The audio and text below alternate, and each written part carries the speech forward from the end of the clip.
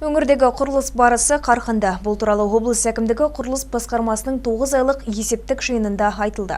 Аймақ басшысы Асқар Мырзахметовке аталмыш басқарма басшысы Жайықбай Шалдаров ағымдағы жылдың алғашқы 3/90-ында атқарылған жұмыстар туралы баяндады.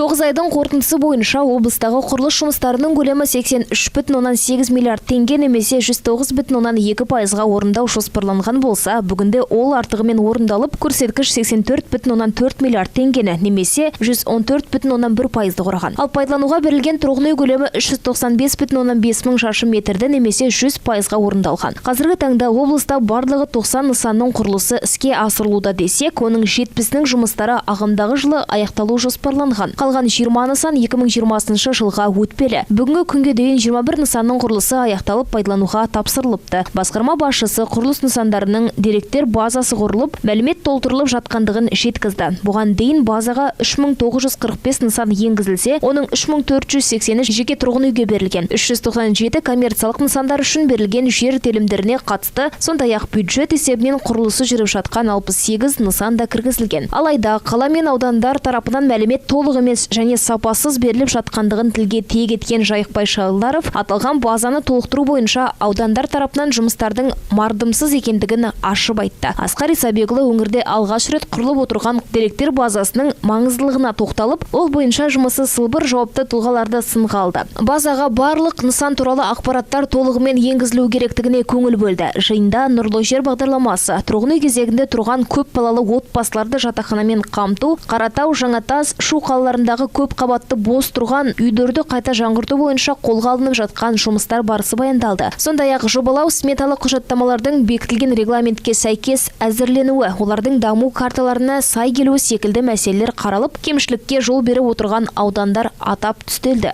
Оларға қатысты басқарма тарапынан шешім қабылдауға ұсыныс берілді. Аймақ басшысы жұмысы жүйесіз аудан әкімнің орынбасарлары мен бөлім басшыларына ескерту жасап, жыл қорытындысымен қабылданатын шаралар тіпті қатаң болатынына назар аудартты. Бүгінгі күні құрылыс нысандар базасын облыс әкімінің тапсырмасымен осы жылдың басында іске енген тұғын.